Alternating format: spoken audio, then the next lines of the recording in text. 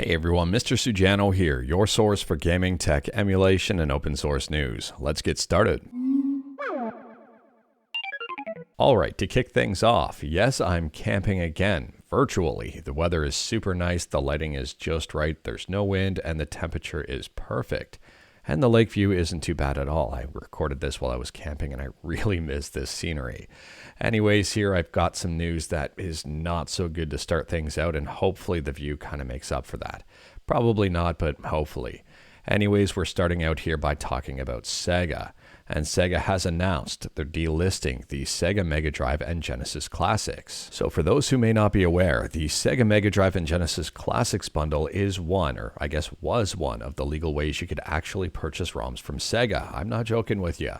If you buy this bundle and install it on your PC and go into the Steam game files, you will find ROMs of all of the games. Now, I'm pretty sure that in the past I've done a video on how to get those ROMs. Unfortunately, I was looking through my video history and I couldn't find it. So anyways, here is ETA Prime's video. He does go on how to show it, and it does work very well. And I'll drop a link to this one in the description below, and I do recommend checking it out. And like everything I talk about in this video, link will be in the description below right at the bottom. But yes, Sega is flat out selling ROMs. However, this bundle is not without controversy. I mean, if you take a look at the available games in the bundle, Sonic is not listed. However, in ETA Prime's video, you can see that yes, Sonic was in there before. Sega has removed specific games out of this bundle, and they did receive a little bit of bad press about it. And unfortunately, those games are not returning. In fact, all of these games are going away because Sega is delisting the Sega Mega Drive and Genesis Classics bundle. Unfortunately, I've got no idea as to exactly why they're doing this, but they say here select games and bundles will be delisted from virtual stores, becoming unavailable for new purchases. Your owned games will still be available in your library. Select games and bundles will be delisted and unavailable for new purchases starting on December 6th. On top of that, it's not just for Steam. They're also delisting stuff from Xbox, Nintendo Switch, and PlayStation. And to me, this one is super unfortunate because there's a lot of great games on here, and it's a fantastic way to legally purchase ROMs from Sega. There might be a silver lining in all of this. I mean, we should always look at the positives in something, and this technically is a positive, provided Sega does not go back on their word. So they say, no worries if you already own a game or a bundle. These gems will still live in your Steam library. You can download and play Sega Classics games whenever you want, as long as you own them before December 6th. Now, I'm not going to lie here. I am super disappointed about this news because I thought this was such a good deal. Interesting, they're showing Sonic gameplay when Sonic's not available in this bundle. Anyways, let me know your thoughts about this one in the comments below. I'm hoping Sega is going to replace this with something of equal or greater value, but you never know. And speaking about Sega, next up here we're still talking about Sega, and this is very good news. It turns out there's an interview over on Video Games Chronicle, which again I'll link to in the description below, and I do recommend checking out, where it appears that Sega confirms they're making a new Virtua Fighter. Now, I find this super interesting because I think they didn't mean to announce the game like this. I think they screwed up. I could be wrong here though, so let me know in the comments below if I am wrong. Here is the quote. So we have a suite of titles in development right now that fall into the legacy bucket, which we announced last year at the Game Awards. Crazy Taxi, Jet Set Radio, Streets of Rage, Shinobi, and we have another Virtua Fighter being developed. I don't remember them talking about Virtua Fighter at the Game Awards, but I could be wrong. We did talk about this cryptic tweet that was released by Sega at the beginning of October. I don't know if you remember that or not, but they ask if you can spot the odd one out, and it's on the second line here at the, well, my finger's getting cut off, but it's at the second line there and the second Sega in, where you can see the 6. I'm pretty sure this all but confirms that this is Virtua Fighter 6. So let me know your thoughts about the confirmation of Virtua Fighter 6 in the comments below. I, for one, am looking forward to the game. I don't have any sort of release date. I don't know about trailers or anything like that just yet, but I am very excited about it. I'm a big fan of the Virtua Fighter series, and I think the fighting game community can use a new Virtua Fighter. This is great. Next up, we're talking about Windows emulation on Android with not Win Now, but Winlator. And Winlator just got a brand new update here. It's not a massive update, but it is worth noting. It's 8.0 revision 1. And they say here they've updated Box64 to version 0.3.1, Mesa Turnip to version 24.3.0, and DXVK to version 2.4.1, and as well as some more bug fixes. Next up, we're quickly talking about Phantasy Star 4, The End of Millennium, and there's a very interesting story about this one on how it was released in the US. Apparently, Sega US did not want this game coming out, and they put a $100 price tag on it to try to dissuade sales. If you are curious about this story and wanted to hear it in all of its glory, as well as a whole bunch of other very interesting information, I recommend checking out the Retro Hangover podcast titled Interview with Victor Ireland. It's just a little over an hour and a half in length, but a very interesting listen. Anyways, here it appears that Sega Japan and Sega of the US were not in a very good relationship. Sega Japan wanted to release the game in the US. The US didn't think it was going to be successful, and they priced it at $100 to prove a point, figuring the game wouldn't sell at that price, and well, that they were right all along. Anyways, it turns out that they were completely wrong and the game completely sold out, even at $100. Now, if you've never played Phantasy Star 4 before, I do recommend checking it out. It's a good game and well worth a try, and right now on Steam it's about $1 US, or part of the Sega Mega Drive and Genesis Classics bundle that will be going away on December 6th. Next up, we're talking about Death Stranding. Now, we all know that Death Stranding 2 is currently in development, but there's a very surprise announcement from Kojima Productions. Death Stranding Director's Cut is now available on the Xbox Series X and S, and on top of that, it's currently 50% off. Now, if you don't have an Xbox Series X or S and you don't really care about that announcement, but you're interested in the game and you want to play it on PC, the game was released back in 2022, and right now it's also 50% off on Steam. Right now on Steam, it's got a very positive review score with over 22,000 reviews. Let me know your thoughts about Death Stranding in the comments below. Have you played it? Are you interested in it? And what was your experience like? Next up, we're talking about Borderlands 4 and Grand Theft Auto 6. Now, despite all of the rumors that GTA 6 is delayed, GTA 6 apparently is not delayed at all. Take-Two has confirmed that the game is still slated for release in fall of 2025.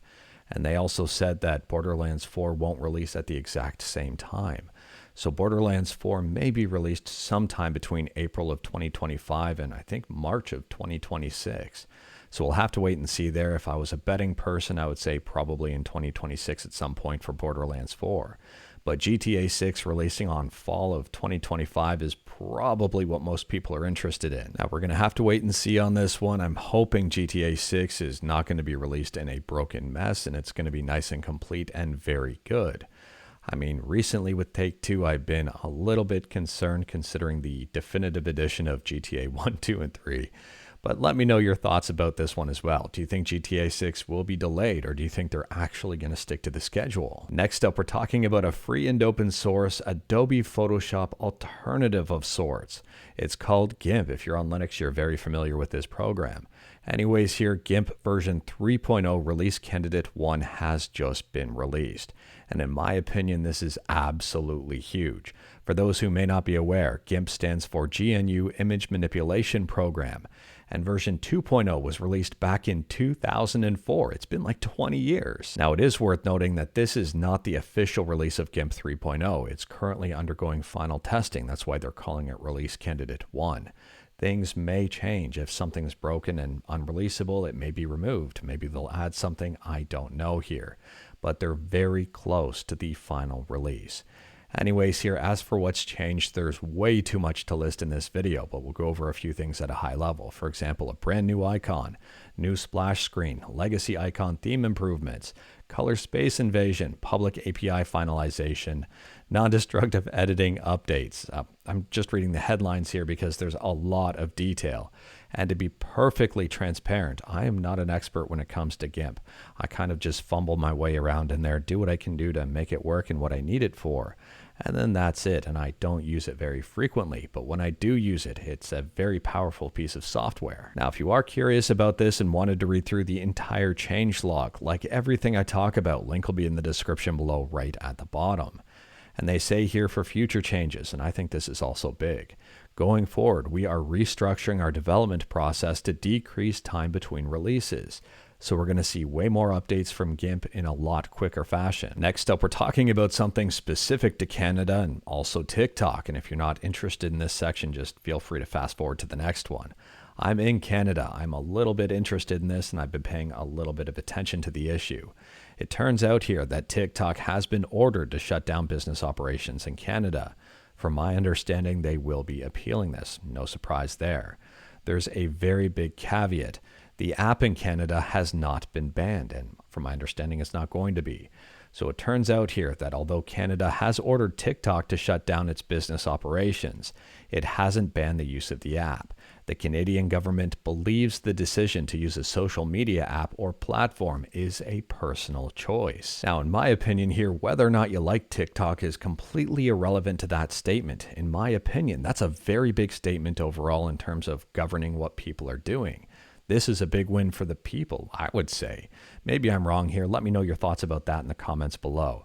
But regardless of the TikTok piece and the politics and all of that, I just think in general, not blocking someone's access to an app and letting them choose for themselves is a very big win overall. And speaking about choices and wins, next up here, we're talking about something that I don't necessarily think is a choice and I don't think is a win. Apparently here, Microsoft is rolling out AI for Microsoft Notepad as well as Microsoft Paint. I'm not joking with you, and I wish I was here. A very simple app like Notepad I don't think needs AI, but Microsoft does. However, in fairness, for Paint here, if you use Paint, this is going to be kind of a cool feature. There's going to be generative fill, so you can generate an image on your image.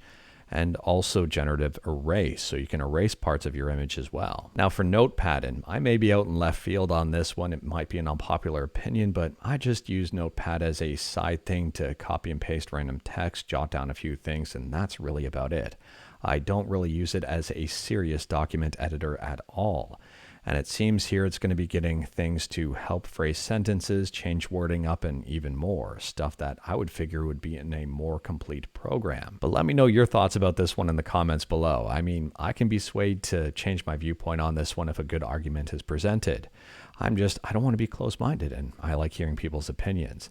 This is going to be a new feature called Rewrite here, and they say it can help rephrase sentences, adjust the tone, and modify the length of your content based on your preferences to refine your text. Next up, we're talking about Rust. And if you're a fan of Rust, I mean, it was released back in 2018 on Steam, and it's got a very positive review score with almost 1 million reviews.